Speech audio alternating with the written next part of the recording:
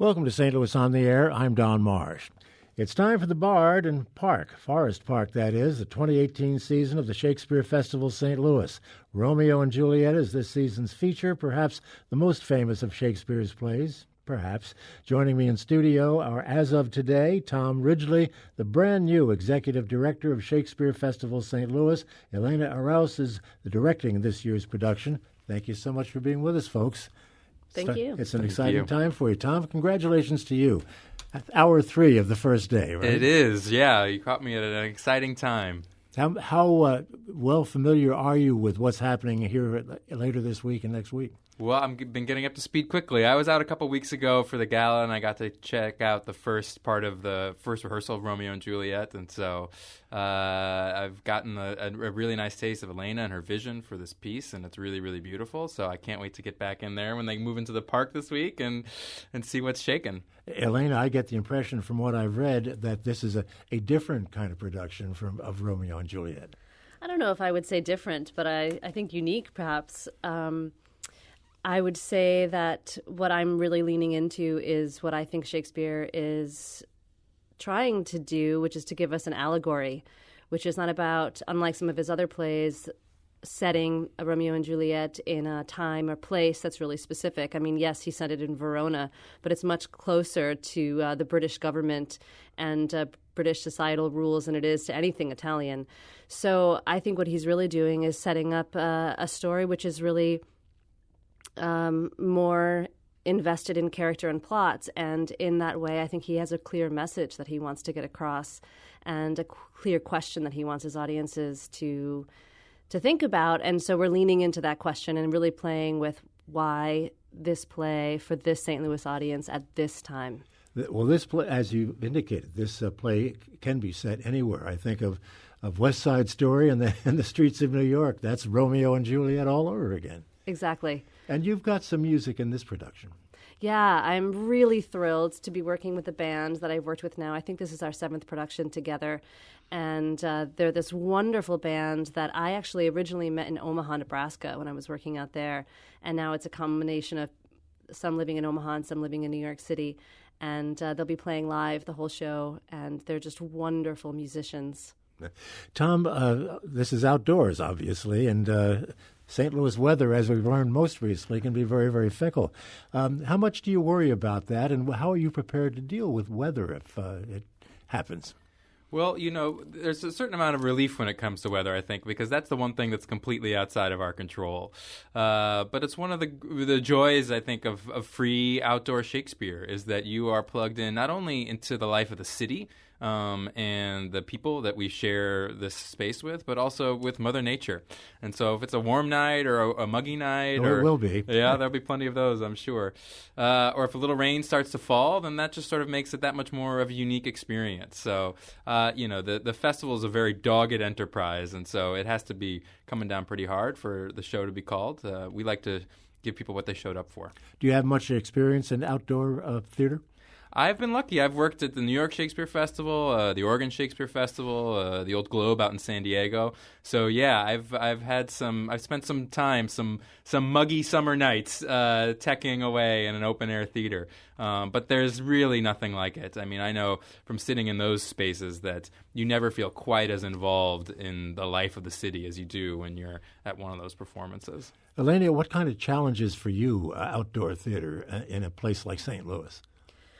Well, what I'm really excited about is the amount of audiences we'll have. I think on average, sometimes we can get up to 5,000 people in the audience, and the Shakespeare Festival is thinking that we might get up to 6,000. And what's really interesting and always a challenge is that especially Romeo and Juliet has these very, very intimate scenes. You think about the balcony scene and these two people falling in love for the first time, and they're speaking really quietly because they don't want their parents to hear, Juliet's parents to hear. And so how is it that you create that kind of intimacy, that kind of one-on-one private conversation, and yet still hit the back row? And to me, as a director and also as an acting teacher, this is something I'm always working on with my actors, is how do you create a private place but triangulate your conversation so you're including the last row into what you're doing. So it's really about quiet voice but big stage presence. Have you been out there at all to do any work on it and on the hill, as it were? I haven't been out there with the actors. I've been out there with the designers, touring the set, and tonight we'll start looking at some lighting and seeing how that's coming together. And really, I've just been trying to spend as much time there getting to know where the eye line is from the actor's perspective to the audience. And what I'm really thrilled about is that the Glen itself is kind of like a little bowl that hugs the audience. And so we've got some, I think, really unique set design work this summer that's going to, I hope, make the audience feel like they're being hugged by the whole production. You've done opera directing as well, if I understand. Yes. How do the two compare? Well, my job, I feel, when I'm directing any kind of play, a modern play, and specifically Shakespeare, is I'm looking to find the musicality of the language. You go to Shakespeare not just to see it, but to really hear it. The images are created by language. The action is all created by language. And yes, you can make it look beautiful, but you've got to be able to hear that language. And so I'm really attuned to and helping the actors compose their language. In opera, it's all composed for you, and you've got a music director to help you with that. But my job is to find the musicality and find the action through that. And I think opera directing has only helped me be able to do that. Tom, there are some people who kind of back away from Shakespeare. They don't maybe understand it quite so well, and they're a little bit afraid of it. What do you tell folks like that? Well, you got to come out and hear it for yourself, and there's a big difference between Shakespeare rendered, really clearly and really accessibly, and Shakespeare that's hard to find your way into.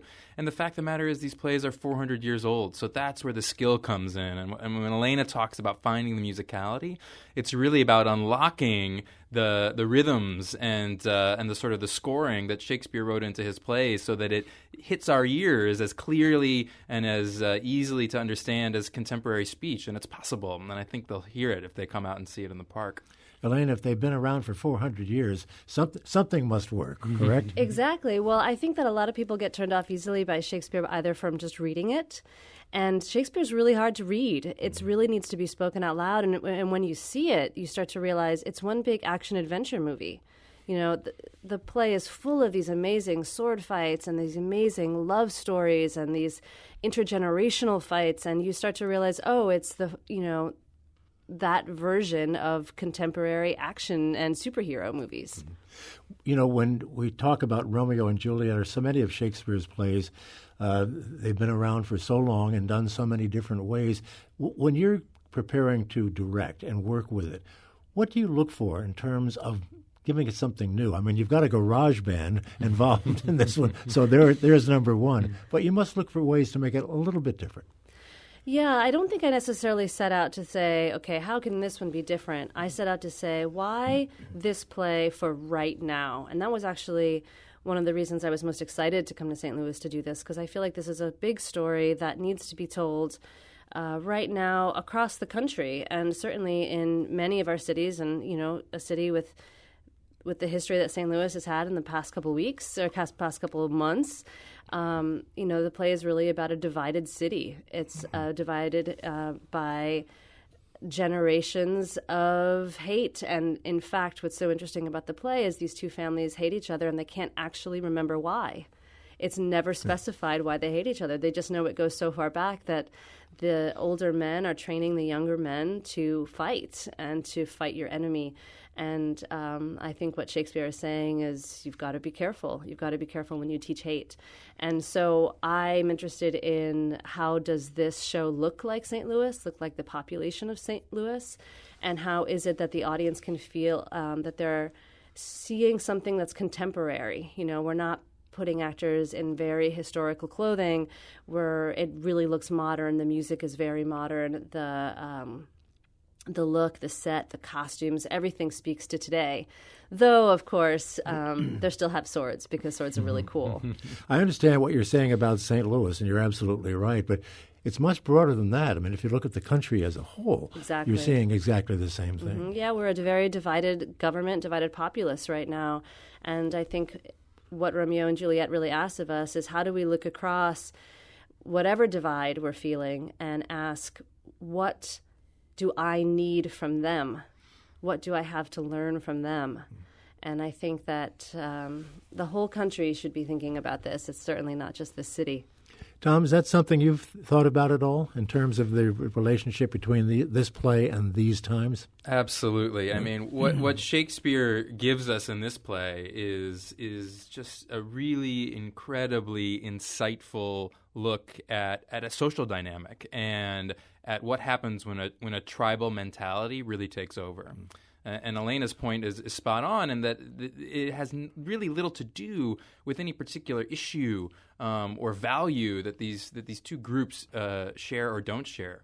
It has to do with the fact that they belong to another group that they don't identify with, and that makes them feel threatened in some way just by their very presence.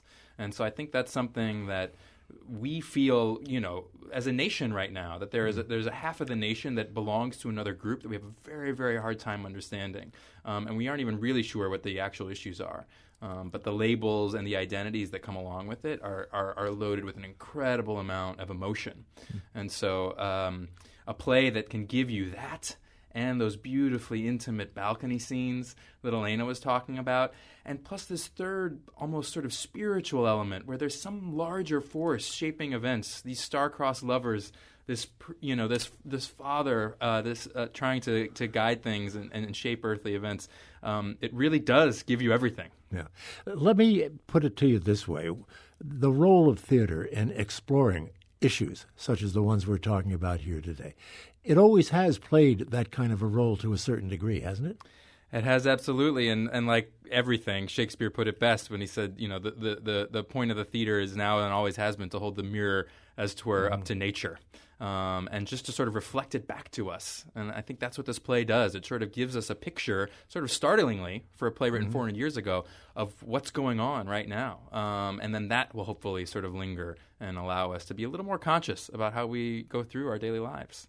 Elena, do you want to take a stab at that, the role of theater in characterizing and identifying and dealing with the issues of the day, whenever that day might be? Yeah, absolutely. I think that theater is always asking questions of the audience.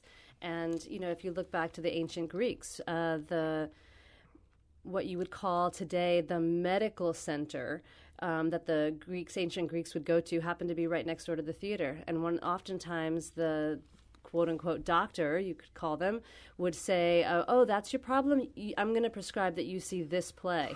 Because there was something in that play that person really needed to see. And I think that what's amazing about Romeo and Juliet specifically is that the issues are not just the big, broader political issues. It's such a play about intergenerational relationships. How is it that parents can lose their children? And how is it that children feel like who they love or how they love isn't necessarily understood by the generations ahead of them. And what's amazing about this play is it's just as much a very intimate family play as it is a bigger, broader conversation about a city. Is it his best play? That's a great question. Me, personally, I would think no. But only because there's some real inconsistencies in the play, which as a director I have to wrestle with.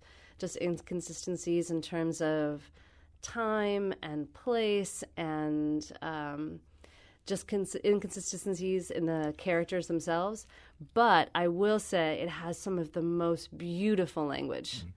When you talk about time and place, are you talking about anachronisms? Because they pop up every once in a while in his plays. Yeah, anachronisms, but certainly, right? When Juliet drinks from the vial, she's supposed to sleep for 42 hours.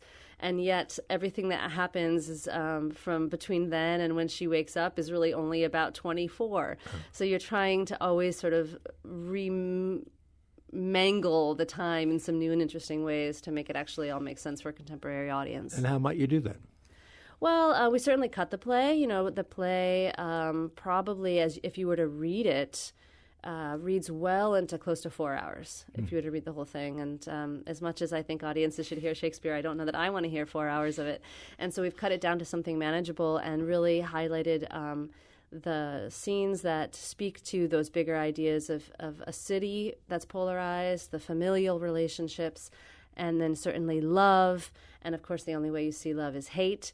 And, of course, we see hate by these amazing sword fights that that actually what I'm interested in is how does it involve the whole cast.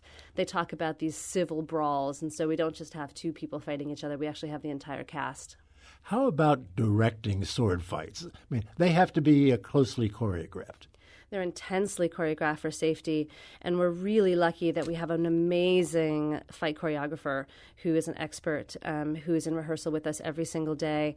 And so, I threw out this idea at our first production meeting to say, I want the play to start with the entire cast that has weapons in their hands, and the whole cast fights. And I was waiting for somebody to say, that's insane, you can't do that. And our fight choreographer, Paul, just said, of course, I want to do that. That sounds amazing. And because that's what happens when you have a riot, right? It's not just two people in the street fighting, it's the whole town. Tom, what would you suggest that people look for when they see a production like this? Not everyone has. It's different. What are the things that the audience new to it should be looking for?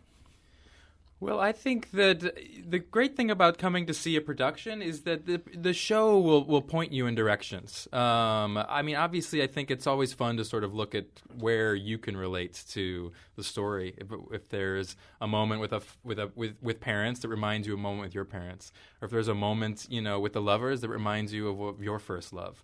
Or if there's a moment of conflict that reminds you when you were at your worst and found it hard to be really understanding of someone else. So certainly there's lots for us to notice as far as that goes. But I think what's going to be fun for me and fun for everyone who comes to the park is seeing what Elena reveals and seeing what we're seeing for the first time, because this production isn't going to be like the movie or any other production we've seen, and it's going to show us new parts of the play and new facets, and I think that's going to be really, really cool for all of us. Elena, do you or the cast worry about distractions? I mean, a lot of people in the park around the theater, if you will, and you've got the municipal opera right around the corner. Several thousand people will be there as well. Distractions.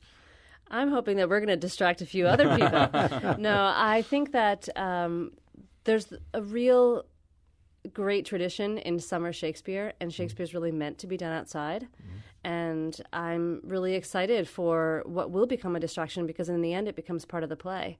And for a play about the city, there's no better way than to invite the city to come and sit and picnic and drink their glasses of wine and sort of be cuddled by the stage, like I said, and to do it within their city, to not enclose them with the walls of a theater, but to say you get to celebrate the beauty of this park and also the beauty of your own community and watch this great story. We talk about anachronisms. You might hear a fire engine siren or something like that from time to time. Yeah, I think that will fit right in with our approach. And, coming from New York City, it's pretty quiet here. Yeah. Tom, the Shakespeare Festival is known and has been known for years for its innovation.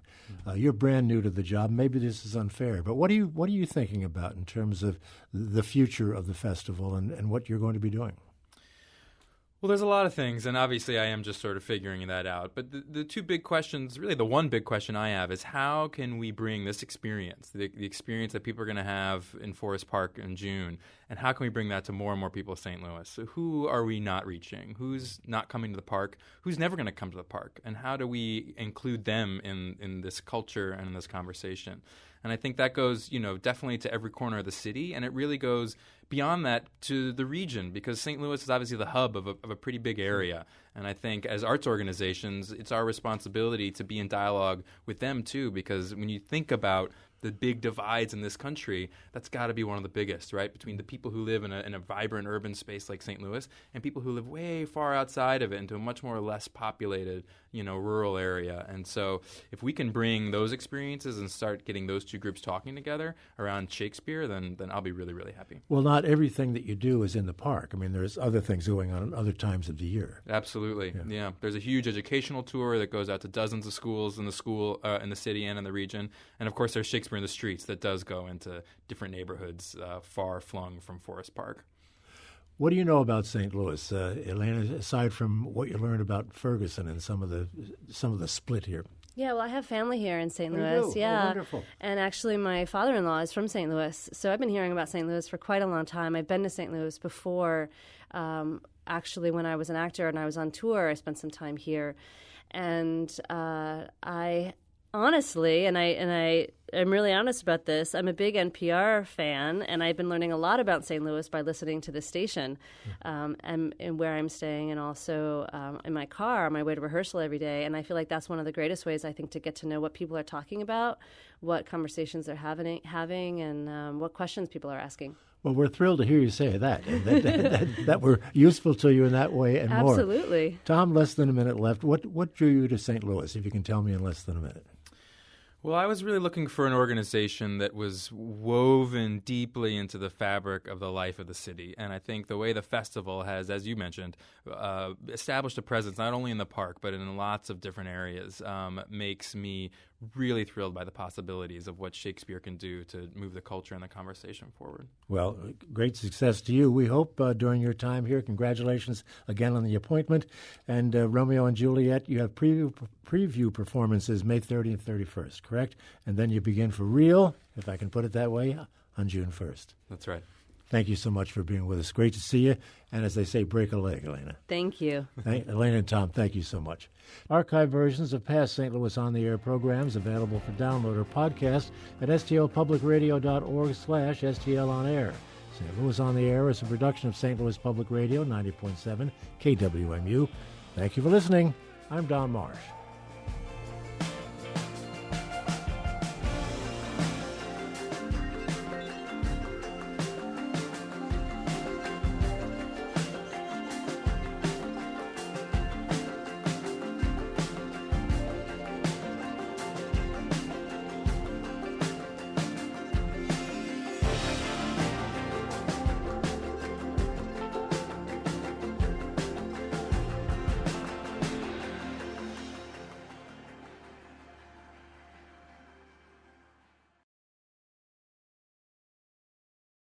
Support comes from the Missouri Forest Products Association, committed to conservation and careful management of the state's forests to make them more resilient and better habitats for wildlife.